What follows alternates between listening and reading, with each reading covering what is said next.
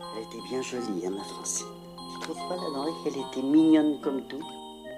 Elle est morte, la pauvre petite enfant du bon Dieu. Il y a 10 ans. Elle en avait à peine 60. Maintenant, mon 6-6, il n'y a plus de valse brune. Il n'y a plus que 2 chevaliers, cons comme la lune, sous la lune. Ben, regarde, t'as quand même pas foutu les étoiles, quand Il paraît qu'il y en a des mille. Il y a quand même pas du mauvais dans ces outils-là. Il y a même des fois où on y voit comme des ch'tis bouts de paradis. Ça m'est arrivé avec la Francine. Ça, c'est de la soupe aux choux. De la vraie, faite avec mes choux à moi. Une variété de printemps, le bacalan actif.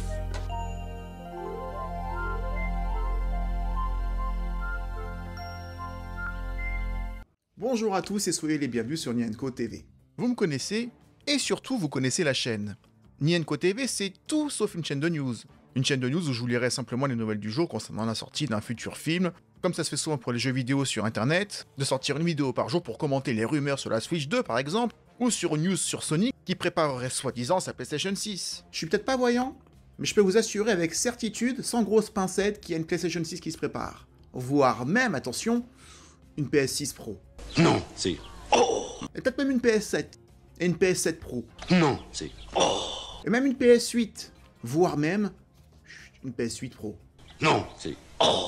Mais attention, hein, des informations à prendre avec des bonnes grosses pincettes. C'est comme ces articles sur internet quand vous scrollez, comme on dit, vers la gauche, et que vous avez toute une série d'articles faits pour vous, selon une IA, des titres putaclic qui vous incitent à cliquer, avec un titre accentué, voire mensonger, dont le sujet rétropédale dès que vous commencez à lire. Ça va aussi pour les articles écrits, hein, quand tu lis un article qui a écrit tout sur la Switch 2, alors qu'elle n'était pas encore sortie, et que quand tu cliques dessus, c'est tout ce que tu ne sais pas encore sur la Switch 2, à savoir tout, et ben l'article il a pas vraiment menti quelque part. Et en scrollant sur la gauche sur mon smartphone, j'ai vu l'article, il y a quelques jours, La soupe aux choux numéro 2, produit par le fils de Christian Fechner, le producteur attitré des derniers films de Louis de Funès, Hors Gendarme, dont La soupe aux choux. Mais comme ce jour-là, j'avais trouvé aucun autre article qui en parlait, je me suis dit fake news. Donc c'est cette connerie, là. Ah oui, alors parce qu'il y a aussi les articles putaclic, mais il y a aussi surtout les fake news. Alors ça, c'est encore pire, c'est un vrai fléau. Quelle belle époque nous vivons aujourd'hui quand même. Et c'est peut-être un sujet sur lequel pourrait revenir et donner un avis venu d'en haut, dans La soupe aux choux numéro 2. Et dès le lendemain, plusieurs articles en parlaient. Donc j'ai pris ça au sérieux. Et pour une fois, une vidéo spéculative s'impose. Car après tout, sur Nienko TV, on parle de films français exclusivement. Et il n'y en a pas 50 qui proposent une suite 45 ans après. Même si on vit une époque qui a ressuscité bien des licences. Pour le pire, comme pour les Star Wars par exemple, et parfois aussi pour le meilleur. Avec récemment le retour du Big Deal à la télé, un retour que j'ai beaucoup apprécié parce que c'est un truc que j'aurais jamais cru possible de revoir des émissions qui coûtent cher à la télé. Ça fait 20 ans qu'on nous dit que c'est plus possible, qu'il n'y a plus d'argent nulle part. Et là d'un seul coup on le fait. Donc ça fait du bien de ne jamais dire jamais et d'y croire encore. En tout cas d'avoir la chance de le vivre, peut-être une dernière fois, mais de l'avoir revécu. Buffy contre le vampire va revenir aussi, c'est ma série préférée avec Urgence. Et hop, Urgence! Bon, sous le nom déguisé de The Pit est revenu en début d'année aussi. Pareil, je ne pensais que jamais je retournerai à Sunnydale ou que jamais je retournerai à l'hôpital du Kukonji, pour ceux qui connaissent. Et pourtant, oui, c'est comme ceux qui se disent qu'on verra plus jamais Harry Potter. Bah pourtant il y a une série télé qui arrive qui va tout reprendre depuis le début. Tout est possible, il faut y croire les amis. Et des rumeurs ou des projets abandonnés sur une suite d'un film dans lequel a joué Louis de Funès, c'est pas la première fois qu'on en entend parler. Dès 2005, on a abordé à plusieurs reprises un possible Cornio 2, ou un remake du Cornio. Le Cornio, c'est pas celui que j'aurais choisi, si je devais en choisir qu'un. Les rumeurs qui évoquent un retour de Fantomas, sous une forme ou sous une autre, film ou série télé, ça aussi on en a entendu parler plusieurs fois. La question à se poser c'est suite, reboot, faut pas se planter. Si on parle de Fantomas, la logique dirait qu'il faut repartir de zéro, parce que Fantomas existait avant la version de Funès, Fantomas est une œuvre littéraire à la base, donc tu pourrais très bien reprendre Fantomas tel qu'il l'est vraiment, sans la déformation comique amenée par Louis de Funès qui était quand même géniale, mais qui n'était qu'une interprétation.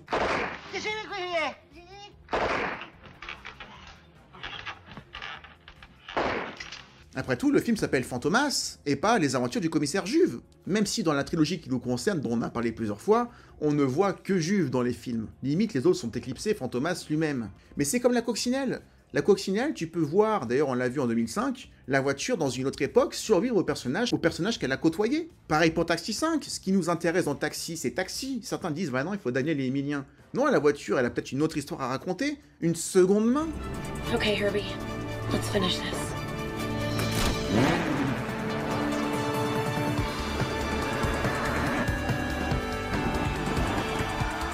en a parlé sur la vidéo de Taxi 5, film que j'ai bien apprécié contrairement à beaucoup d'autres. Et moi, pour un Fantomas numéro 4, Fantomas revient par exemple, j'aurais tendance à prendre le même Fantomas qu'on a connu, avec le masque bleu, avec la voix de Raymond Pellegrin qu'on n'aura aucun mal à refaire avec une IA. Fantomas s'ennuyant dans les années 60 avec des adversaires pas à sa hauteur, aurait pu se mettre en hibernation, hommage à Hibernatus, se réveiller dans les années 2020 parce qu'il aurait choisi ça pour X raisons, et voir s'il peut régner sur le monde de nos jours avec des adversaires qui seront différents, qui ne seront pas Juve, ni Fandor, ni Hélène, mais pourquoi pas des descendants, histoire de vouloir être un petit peu cliché, mais j'aurais rien contre. Je préférerais ça que de revoir le vrai Fantomas des livres dont personne n'a peut-être grand chose à faire, enfin je dis ça, j'en sais rien, mais je ne pense pas que ça cartonnerait.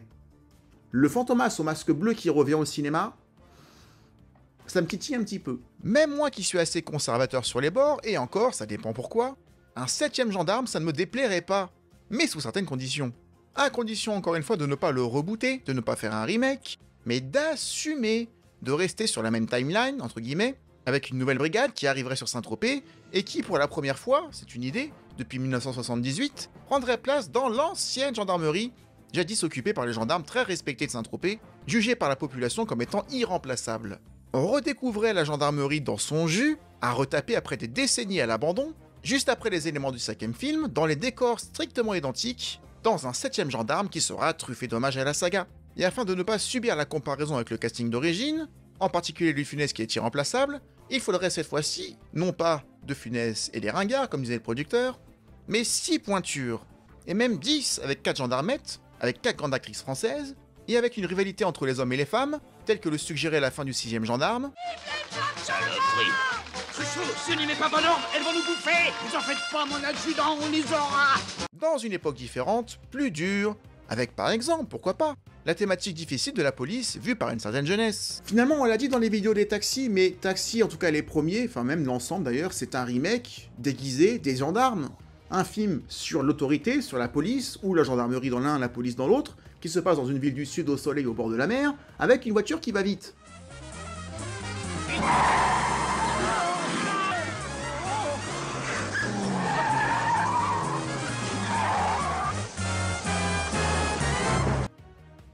Oui, mais si on devait faire un autre Fantomas ou un autre gendarme, il y aura toujours des vilains comme Fantomas, il y aura toujours des gendarmes, heureusement, mais ce qui nous intéresse, c'est le changement d'époque et le changement de point de vue. Mais non!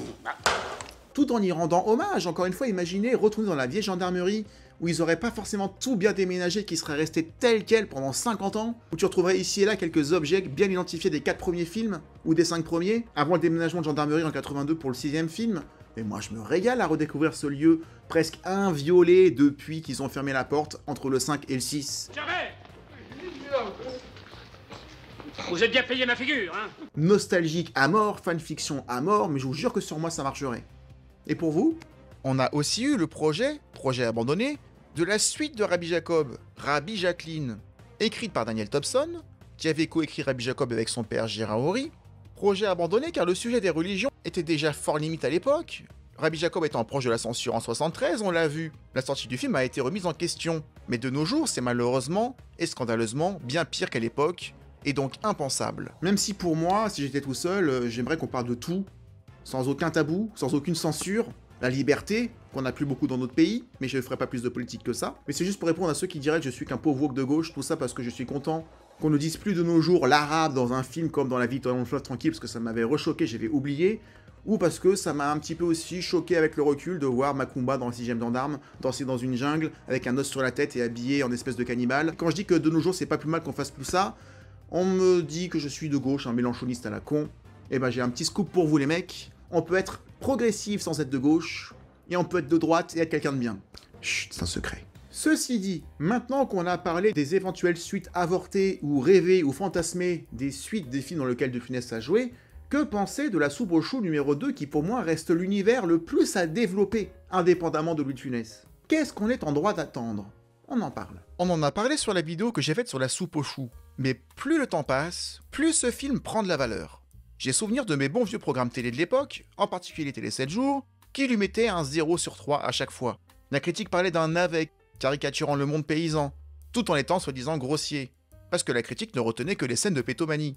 Mais depuis les années 2000, les avis commençaient déjà à se nuancer. Au-delà du jeu plus doux de Louis de Funès, plus en tendresse de son personnage, qui pour une fois n'exerçait pas un métier autoritaire sur les autres, ce qui nous permettait de voir une autre facette de lui, plus dramatique, surtout 2 ans avant sa mort, mais c'est bien les thématiques du film qui vieillissent également très bien. Exode rural, désertification des campagnes, isolation de la vieillesse, fin de vie, angoisse de la mort, nous prennent à la gorge avant tout.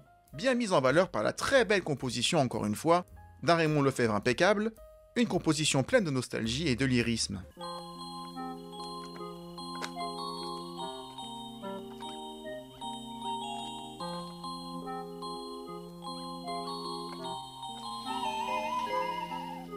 Et comme pour un 4e Fantomas ou un 7e Gendarme de Saint-Tropez, ou bien la soupe aux choux numéro 2 qui a l'air d'être officielle cette fois-ci, les 3 me parleraient sous certaines conditions.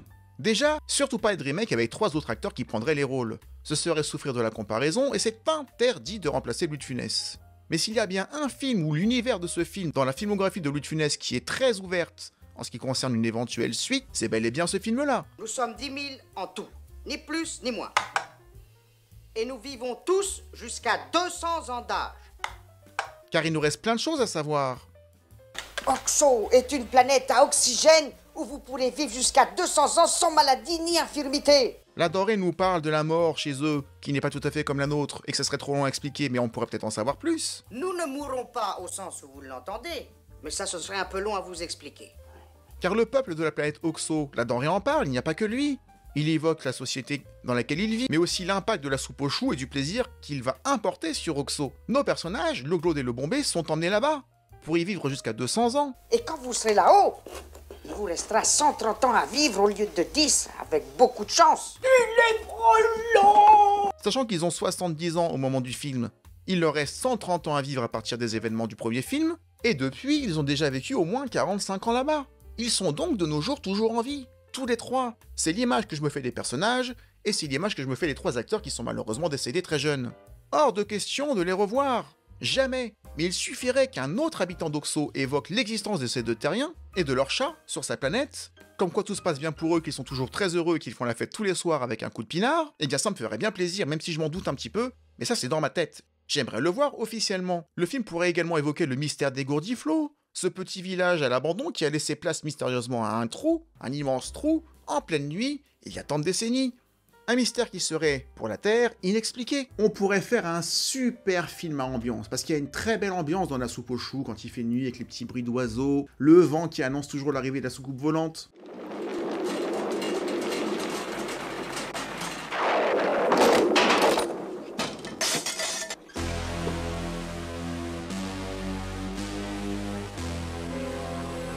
La musique de Raymond Lefebvre, c'est magnifique comme film indépendamment du côté tragique et comique en même temps. Le film a une ambiance.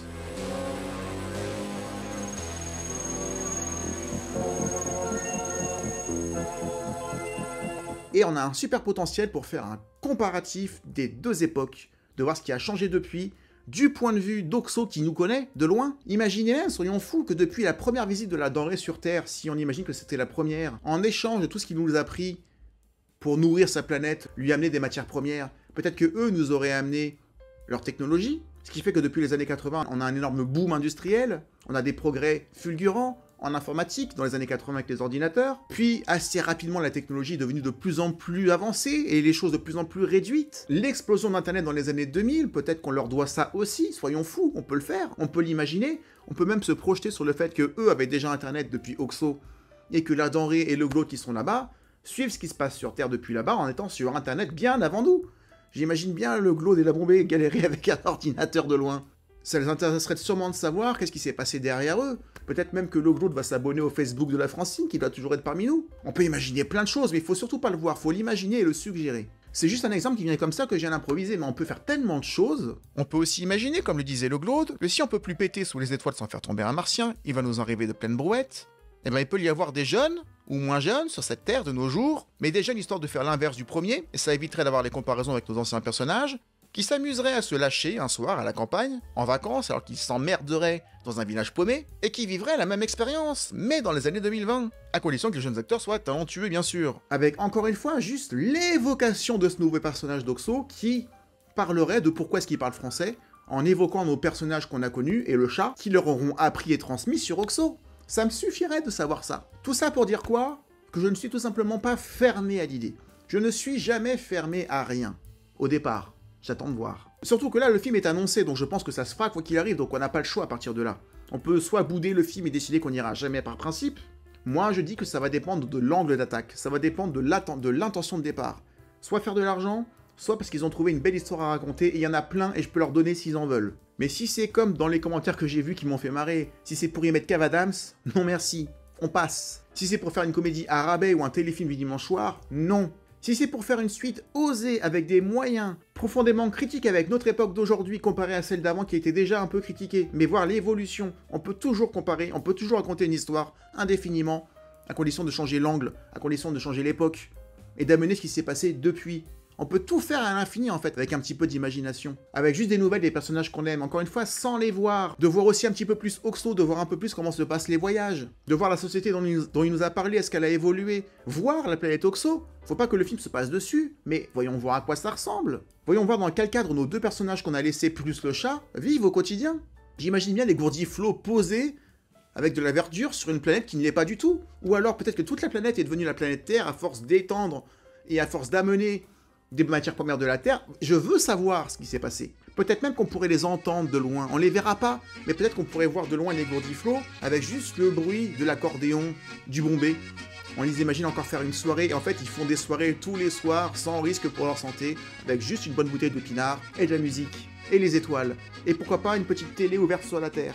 On pourrait juste apercevoir de loin leurs silhouettes, leurs deux silhouettes, plus le chat, la musique, et c'est tout. Un peu frustrant, mais juste le voir de loin, pour savoir qu'ils vont bien. Après, on peut avoir un débat ensemble dans les commentaires sur est-ce qu'il faut vraiment retoucher ces œuvres sacrées de leur époque ou pas. Reprendre nos vieux films qui n'ont rien demandé à personne, plutôt que de chercher plutôt à créer des nouvelles histoires en continu. C'est un débat qu'on peut avoir, hein. C'est un débat que je respecte. Moi je dirais qu'on peut pas éternellement recréer des nouvelles histoires toutes différentes, c'est pas possible. Mais ce qui compte, c'est comment on raconte l'histoire. C'est un point de vue différent de ce qu'on a déjà fait avant. Et en changeant le point de vue à chaque fois, tu peux reparler inlassablement d'une même histoire, mais d'une façon différente. Mais je ne me vois pas vivre 130 ans sans shopping, sans tabac, avec un caillou à bouffer à midi et une capsule le soir, là.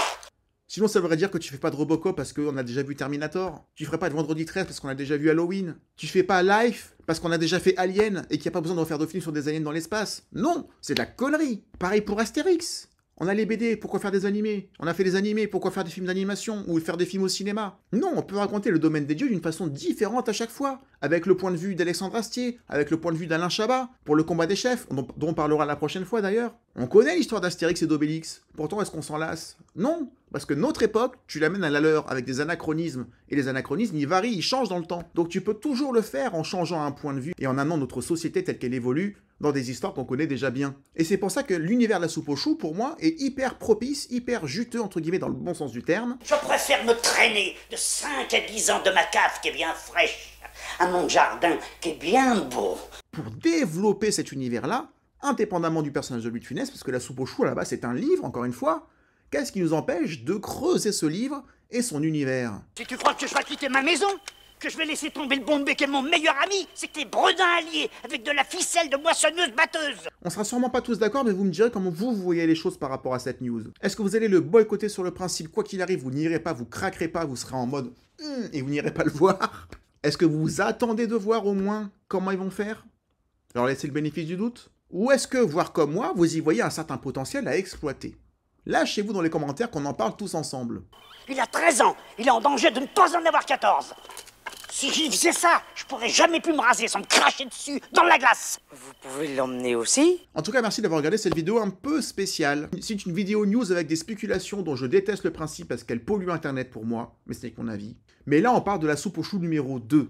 Donc pour une fois, je me sens concerné par une news. Et s'il y a bien une chaîne, sans vouloir m'envoyer trop de fleurs, qui devait aborder cet article et ce projet de la soupe aux choux numéro 2, il y en a qui vont dire que je prends la grosse tête, parce qu'il n'y a pas que moi, mais en cinéma français, je suis désolé, cherchez quelqu'un qui en a fait autant que moi sur Internet, près de 300 vidéos, je ne crois pas. Cherchez une vidéo sur l'arnaqueur qu'on a fait il n'y a pas longtemps, vous n'en trouverez pas d'autres. C'est pas ma faute. C'est mon choix de me placer sur des sujets dont personne n'a jamais parlé. Et c'est pas avoir la grosse tête que de vouloir parler de choses dont personne ne parle. C'est juste vouloir être pionnier dans quelque chose, et il y a des rageux qui sont jaloux de ça, et c'est gonflant, mais il ne s'agit que de 2% des personnes qui sont parmi vous, les 98% autres sont bienveillants, et c'est vous tous, c'est mes modos chéris, c'est tous ceux qui sont là à chaque fois qu'on fait une avant-première, c'est MediFR qui nous regarde de l'autre bout du monde. Je vais pas tous vous citer, vous vous reconnaîtrez, mais c'est vous qui faites vivre la chaîne, et c'est vous que je remercie de me suivre et d'être mon soutien, parce que sans vous, j'aurais abandonné depuis très longtemps. On se retrouve la prochaine fois pour vous parler d'Astérix d'une manière globale, on fera un bilan de tout ce qu'on a dit sur le sujet, et on parlera des 2 films d'Astier, plus de la série Netflix d'Alain Chabat. Il y a beaucoup à dire. En attendant, je vous remercie d'avoir regardé la vidéo jusqu'au bout, j'espère qu'elle vous aura plu. Si c'est le cas, dites-le à YouTube en mettant un like ou un j'aime, comme on dit en français, à mettre un commentaire, à partager la vidéo, blablabla. Et d'ici la prochaine fois, comme je dis à chaque fois, prenez soin de vous. Ciao.